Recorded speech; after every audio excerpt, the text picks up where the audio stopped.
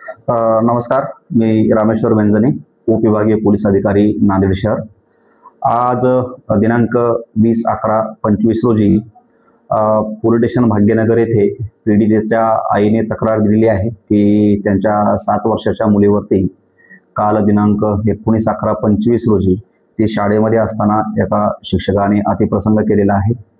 सदर प्रकरणी पीडित मुलीच्या आईचा जबाब घेऊन संबंधित आरोपीवरती गुन्हा दाखल करण्यात आलेला आहे। सदर गुन्ह्याचा तपास जे आहे ते भाग्यनगर पोलीस स्टेशन येथे चालू आहे।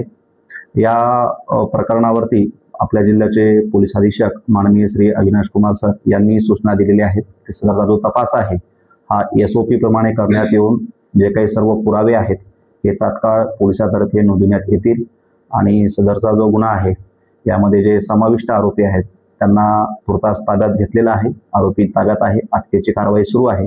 उद्या त्यांना रिमांडकामी विद्यमान न्यायालयात हजर करण्यात येईल आणि लवकरात लवकर या गुन्ह्याचा तपास पूर्ण करून न्यायालयामध्ये दोषारोपपत्र सादर करण्यात येईल आणि सदरचा जो खटला आहे हा फास्ट ट्रॅकवर घेण्याची न्यायालयाला विनंती देखील करण्यात येईल। तुमची घटना कुठं घडली आणि आरोपी अटक आहे? सदरची जी घटना आहे ही ती मुलगी ज्या शाळेमध्ये शिकण्यासाठी जात होती त्या शाळेमध्ये घडलेली आहे आणि यामध्ये जो आरोपी आहे त्याला आम्ही तात्काळ ताब्यात घेतलेला आहे। आता गुन्हा दाखल झाल्यानंतर ही प्रक्रिया संपल्यानंतर आरोपीच्या अटकेची प्रक्रिया पूर्ण करण्यात येईल।